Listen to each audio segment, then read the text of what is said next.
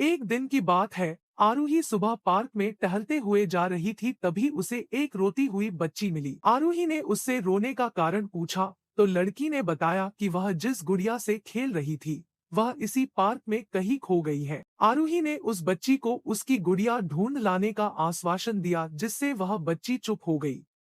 आरूही ने गुड़िया ढूंढने के लिए समय मांगी और दूसरे दिन गुड़िया लाने का वादा करके वहां से चली गई, पर गुड़िया ना तो आरूही को मिली और ना ही उस बच्ची को। उस आरूही ने बच्ची को गुड़िया की अपनी तरफ खोई से हुई एक पुरानी काल्पनिक गुड़िया पत्र जैसे उस नई बच्ची लगी, को तो लिखी वह और जब जब वह वह बच्ची बच्ची पार्क देखने में लगी, गुड़िया पाने की आरूही आशा में अनजान आई तो बनते हुए आरूही ने गुड़िया में वह चिपकी पत्र उस एक बच्ची चिट्ठी को को निकाल निकालकर कर पढ़ने सुनाया। लगी। उसमें लिखा हुआ था, यह मैं ही हूँ, तुम्हारी वाली गुड़िया जो पार्क में खो गई थी। दुनिया भर की लंबी यात्रा की वजह से मैं थोड़ी बदल गई हूँ।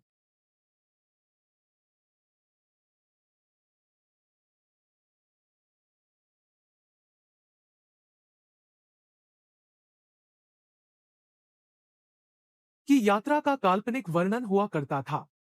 आरूही ने इस काल्पनिक लेकिन रोचक वर्णन ने उस बच्ची को रोने नहीं दिया।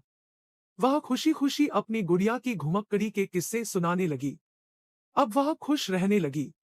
एक दिन जब काफी कहानियां हो गई, तो आरूही ने एक दूसरे गुड़िया उस बच्ची को लाकर दी। जाहिर है, वह गुड़िया बदली हुई थी। बच्ची को इस गुड़िया और आरूही पर विश्वास हो गया, वह गुड़िया लेकर घर चली गई। वर्षों बाद जब वह बच्ची बड़ी हो गई, तो एक दिन वह अपनी अलमारी में कुछ ढूंढ रही थी, तो उसका ध्यान उसी गुड़िया पर गया, जो आरूही ने उसे दी थी। बचपन की बातें याद करके वह हंसने लगी। उसे सब समझ आ चुका था कि आरूही ने कैसे उसका मन रखा, जो कि यात्रा का काल्पनिक वर्णन हुआ करता था। आरूही ने इस काल्पनिक लेकिन रोचक वर्णन ने उस बच्ची को रोने नहीं दिया।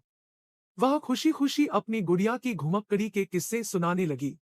अब वह खुश रहने लगी। अब आरूही रोज उस खोई हुई गुड़िया की तरफ से काल्पनिक पत्र लिखने लगी और लगभग रोज ही उस बच्ची को पढ़कर सुनाती।